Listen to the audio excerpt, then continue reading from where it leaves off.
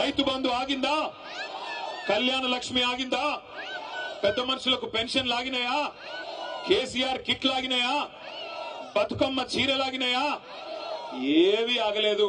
అన్ని కూడా కేసీఆర్ గారు రూపాయి ఆదాయం లేకపోయినా ప్రభుత్వానికి పేదవాడికి కష్టం రావద్దని చెప్పి మాకు ఎమ్మెల్యేలకు ఎంపీలకు జీతాలు పక్కన పెట్టి రాష్ట్ర ప్రభుత్వ ఉద్యోగులకు కూడా అవసరమైతే 10 రోజులు జీతం ఆలస్యంగా ఇచ్చినా పేదవాళ్లకు మాత్రం జీతం ఇవ్వాలా, రైతులకు రైతు బంధు ఇవ్వాలా, పేదవాళ్లకు సంక్షేమ పథకాలు అందాలని ఆ రోజు పనిచేసినారు.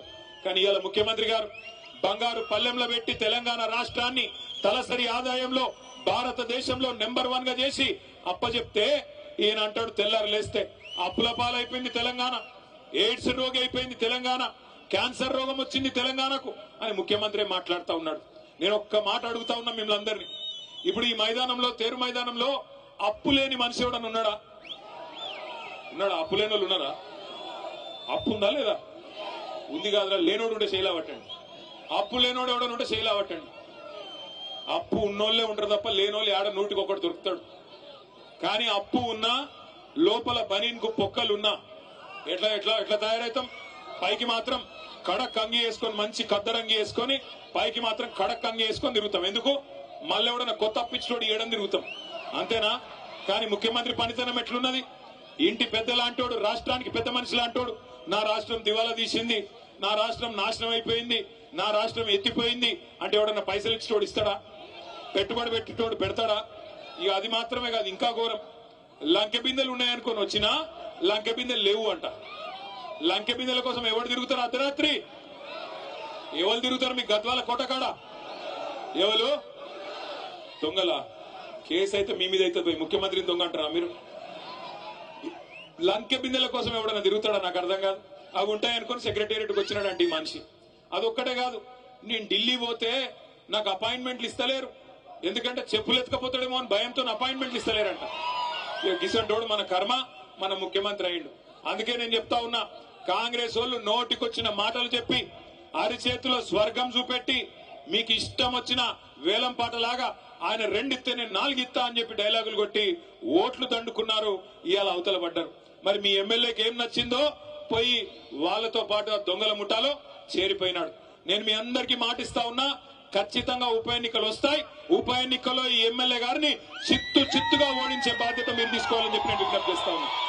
ఇక్కడ ఉన్న ఒక గద్వాల బిడ్డనే రేపు గులాబీ అభ్యర్థిగా మీ దగ్గరకు వస్తాడు, కేసీఆర్ పంపిన సోదరుడుగా సైనికుడిగా వస్తాడు. గెలిపించాలని చెప్పి నేను కోరుతా ఉన్నా. గెలిపిస్తారా లేదా? పక్కా గెలిపిస్తారా? అప్పటిదాకా పోరాటం ఆగొద్దు. ఇవాళ మీరు దయచేసి గుర్తుపెట్టుకోండి, ఒక వర్గాన్ని కాదు అన్ని వర్గాలను ఈ ముఖ్యమంత్రి కాంగ్రెస్ పార్టీ మోసం చేసింది. దళితులకు చెప్పినారు, కేసీఆర్ గారు దళిత బంధు అనే పథకం తెస్తే ఆయనేందయ్యా ఇచ్చేది 10 లక్షలు, మమ్మల్ని గెలిపించండి 12 లక్షలు ఇస్తామన్నారు. ఒక్కల కన్నా వచ్చిందా 12 లక్షలు? అంబేద్కర్ అభయహస్తం అన్నారు, వచ్చిందా? అభయహస్తం శూన్యహస్తం అయింది. ఆడపిల్లలు చదువుకుంటే స్కూటీలు ఇస్తామన్నారు, వచ్చినాయా స్కూటీలు? స్కూటీలు లేవు, కానీ లూటీ మాత్రం బ్రహ్మాండంగా చేస్తున్నాడు ముఖ్యమంత్రి. అట్లాగే 2 లక్షల ఉద్యోగాలు ఇస్తామన్నారు మా తమ్ముళ్ళకి. 2 లక్షల ఉద్యోగాలు ఏం చెప్పినారు ఆ రోజు? 2 ఉద్యోగాలు ఊడగొట్టండి, 2 ఉద్యోగాలు ఊడగొట్టండి, కేసీఆర్ది కేటీఆర్ది, మేము మీకు 2 లక్షల ఉద్యోగాలు మొదటి సంవత్సరంలోనే ఇస్తామన్నారు. ఎన్ని ఉద్యోగాలు ఇచ్చినారు? ఇప్పటికీ 10,000 కంటే తక్కువ ఉద్యోగాలు ఇచ్చి కేసీఆర్ ప్రభుత్వంలో ఇచ్చిన నోటిఫికేషన్లకు మేమిచ్చినామని చెప్పుకోనికే సిగ్గు కూడా లేదు ముఖ్యమంత్రి గారికి. ఎవడన్నా మందికి పుట్టిన బిడ్డలు మా బిడ్డలని చెప్పుకుంటాడా? గట్లున్నది కాంగ్రెస్ ప్రభుత్వం. అట్లాగే నిన్న మొన్న మీరు చూసినారు, ఇవాళ నేను ఇక్కడికి వస్తుంటే ఒక తమ్ముడు అలంపూర్ కాడ బండి మీదకి వెళ్ళి అరుస్తున్నాడు గట్టిగా, గణపతి బప్ప మోరియా కావాలయ్యా యూరియా అంటున్నాడు. గణపతి బప్ప మోరియా కావాలయ్యా యూరియా. ఎటువంటి దినం వచ్చిందంటే యూరియా కూడా బుక్కుతున్నారు కాంగ్రెస్ వాళ్ళు, దొంగనాయాలు యూరియా కూడా అమ్ముకుంటున్నారు. బ్లాక్ మార్కెట్ లో అడ్డంగా దొబ్బుకొని పోయి రైతులకు ఇవ్వకుండా రైతులనేమో 4-5 రోజులు అక్కడ వానలో ఎండబెట్టి వానలో తడిచేటట్టు చేసి అది కూడా బ్లాక్ మార్కెట్ లో అమ్ముకుంటున్న దుర్మార్గులు రైతుల యూరియా అమ్ముకుంటున్నారు. పిల్లల గ్రూప్ 1 ఉద్యోగాలు కూడా అమ్ముకున్నారు. గ్రూప్ 1 లో కుంభకోణం జరిగిందని గ్రూప్ 1 పరీక్షల్లో 563 ఉద్యోగాలుంటే వాటిని కూడా అమ్ముకున్నారని చెప్పి మొన్న ఆర్ఎస్ ప్రవీణ్ కుమార్ గారు పోతే పిల్లల దగ్గరికి వాళ్ళు చెప్తా ఉన్నారు. ఒక్కొక్క ఉద్యోగం, డిప్యూటీ కలెక్టర్ ఉద్యోగం 3 కోట్ల రూపాయలకు అమ్ముకొని మొత్తం 563 ఉద్యోగాలంటే దగ్గర 1700 కోట్ల